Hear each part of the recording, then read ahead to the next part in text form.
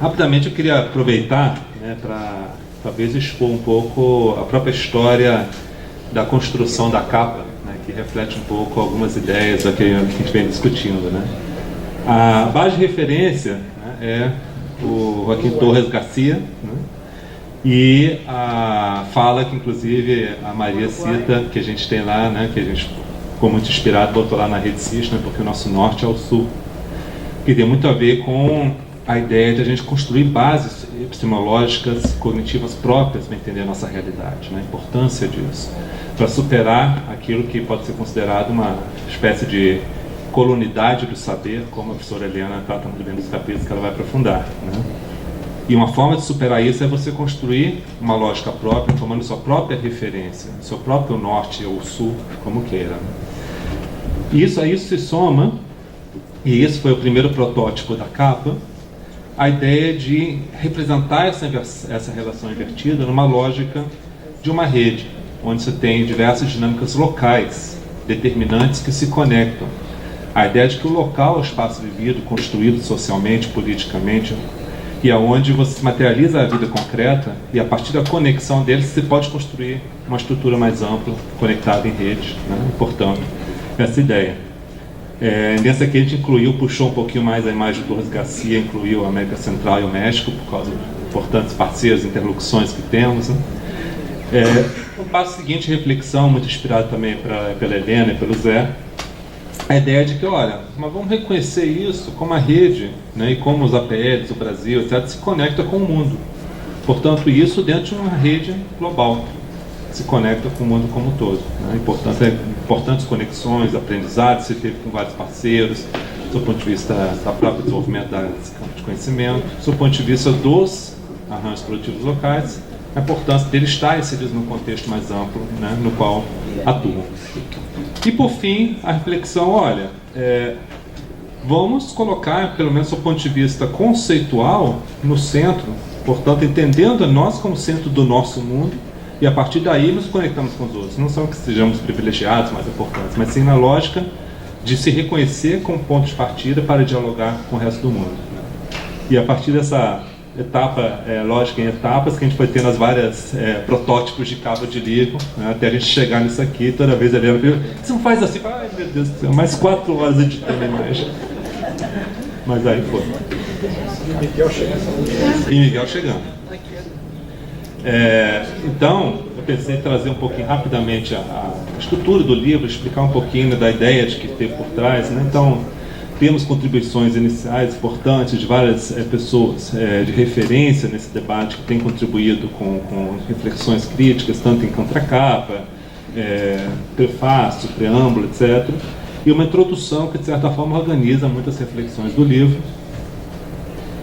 Uma parte, um bloco inicial de capítulos, propriamente dito, que a Marina apresentou um deles, e o outro eu tive o prazer de coautorar junto com o José e com o Flávio, que também está aqui, está ali, que faz um esforço de organizar a questão metodológica, né? E isso é uma coisa que me saltou muito aos olhos, né, quando vim para a Rede CIS, desde 2003 também. A ideia de que você tem várias referências para tratar questões de território, várias literaturas, diferentes partes do mundo, mas você não encontra uma base de referencial metodológico sistematicamente organizado. E é, de certa forma, uma coragem de você botar no papel, né, como a Rede CIS fez desde aquela época, né, mesmo que em documentos de projetos de trabalho, a ideia de, olha, temos aqui claramente uma dimensão de teóricos conceituais que pautam a nossa discussão. Isso a gente desdobra claramente em dimensões analíticas relevantes a serem priorizadas ao se buscar entender uma certa realidade no território. Dessas dimensões analíticas se desdobram perguntas, né, e instrumentos a partir dos quais você consegue responder essas perguntas. E, além disso, um mapa de como essas questões levantadas, sejam via instrumentos de pesquisa de campo, questionários, roteiros de entrevista, estruturados, permitem você organizar isso num corpo de raciocínio que conecte as várias partes numa lógica, né, que ajude você a entender essa dinâmica com algum grau de completude, né, e, portanto, logrando se aproximar de uma análise efetivamente sistêmica, né. E isso é algo, eu acho que muito rico, e eu fiz questão de fazer um esforço em várias edições de um texto de organização metodológica, de tentar sistematizar isso, né, porque é uma coisa muito rica, muito importante, que permite a construção de uma base de estudos, de referência, que pode ter algum grau de comparabilidade, se entender dinâmicas, e a partir disso poder conseguir também construir abstrações, aprendizados generalizáveis com todo o devido cuidado, né, que a questão da especificidade territorial enseja. Também,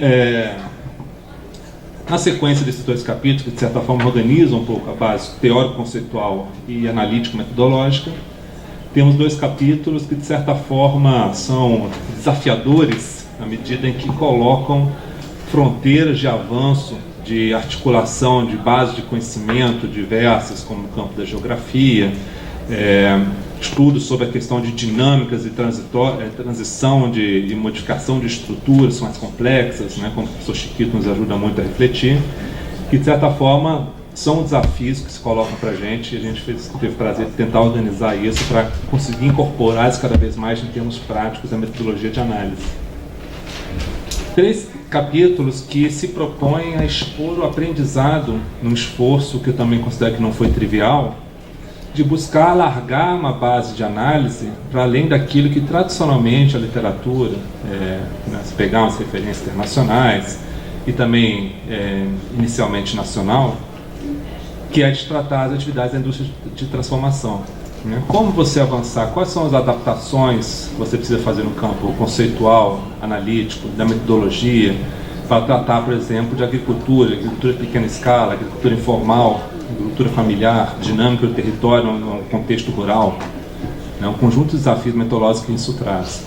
Da mesma forma, o capítulo que eu tive o prazer de organizar junto com o professor Jair e o professor Chiquito, que resume um pouco um conjunto de esforços de análise que fizemos em APLs culturais, de base cultural, né? E reconhecendo a cultura como um elemento fundamental para o desenvolvimento. Um tema que para mim é especialmente caro e valoroso, né? Dado que eu considero a cultura como uma base para o desenvolvimento. Né? Não é à toa que desde o escrito Celso Furtado, ele coloca claramente as ideias, né, de que você tem uma raiz cultural do subdesenvolvimento, que precisa ser quebrada também. Alguns dos elementos, né, foram já mencionados aqui. A cultura também está na base da construção de identidade, de solidariedade, né, de aquilo que alguns referenciam como capital social. A cultura está na base da criatividade, na capacidade de forma criativa mobilizar, articular novos conhecimentos, transformar e gerar novas atividades. Portanto, é um estudo muito caro para a gente, né, e entender que existe muita inovação e é realmente um fator dinâmico de crescimento e desenvolvimento de qualquer território, de qualquer PL, e além especificamente daqueles de base, mobilizam a base cultural simbólica quanto elemento de geração de valor. E também desafio que já foi referenciado aqui de APLs na área de saúde, né, que é um desafio muito grande de entender, né, como que a saúde pode ser um centro dinamizador de um arranjo, de um sistema, né, numa base territorial específica. 3 trabalhos que, de certa forma, organizam também desafios, o que se coloca como desafio para os arranjos produtivos locais, num contexto de transformação, aquilo que está na agenda do discurso ideológico, do discurso político em alguma esfera, né? E como isso se coloca como desafio, seja no campo da globalização e seja no campo dos desafios relacionados ao desenvolvimento inclusivo e sustentável, né? E, sob o ponto de vista mais teórico, epistemológico, no desafio da superação, né, da colonialidade de saber que se impõe com muita frequência a nós.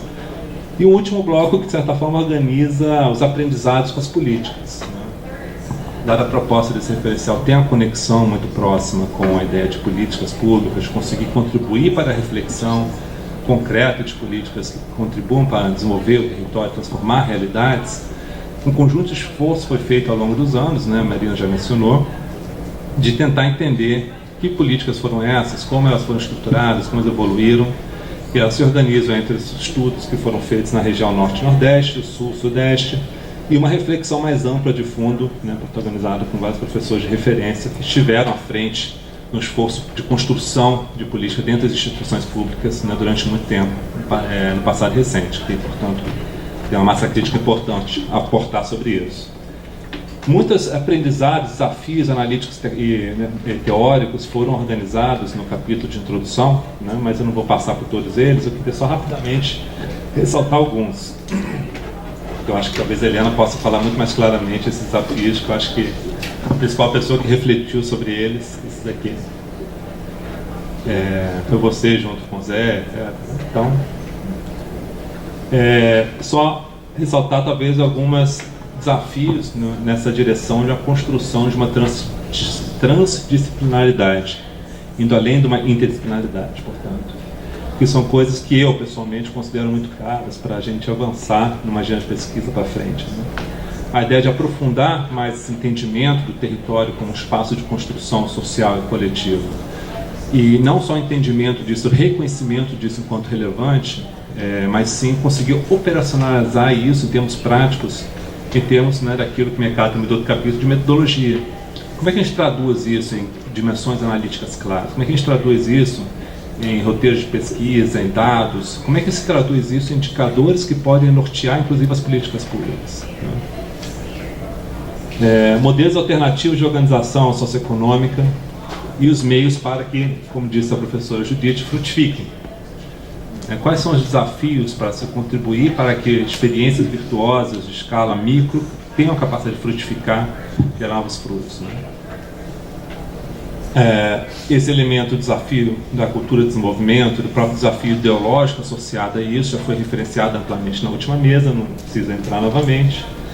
Essa dimensão também de poder, que eu acho que é muito importante, é um desafio em aberto, como, além do reconhecimento que temos a partir dos casos analisados, de que a dimensão de poder, a economia política precisa entrar nessa discussão, eu coloco também o desafio em termos mais práticos, pragmáticos, metodológicos, de como incorporar isso enquanto dimensão analítica, como incorporar isso enquanto instrumento de pesquisa e dimensão de análise e discussão propriamente dito, né? E as várias dimensões de poder, né? A dimensão econômica de poder, política, e como nos ensina Bourdieu, né? A dimensão mais relevante talvez seja a simbólica, como se constrói, se articula essas dimensões de poder na prática. E eu acho que isso a gente tem um desafio para discutir e avançar nessa dimensão.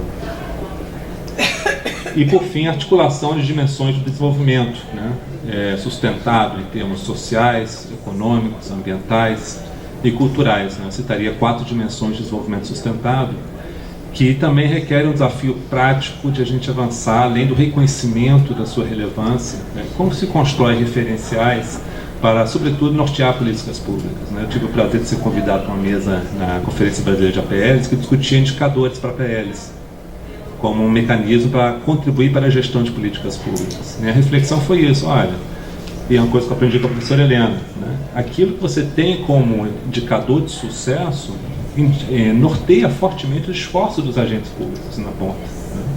E se o indicador de sucesso é valor adicionado, é número de emprego, massa salarial, estrito senso, exclusivamente, a dimensão de sucesso está circunscrita a esforços que contribuem para isso, em detrimento, eventualmente, de outras dinâmicas, né? Então, o desafio de você estruturar de forma explícita, contribuindo, inclusive, com a reflexão no nível político, pragmático, aplicado, de indicadores que consigam alargar essa base daquilo que constitui, burocraticamente, se quiser até, sucesso, né? E, portanto, dessa forma, conseguir contribuir com uma política mais acertada e menos viesada para uma dimensão de desenvolvimento, né, em detrimento de outras. Bom, é um pouco isso. Obrigado. Passo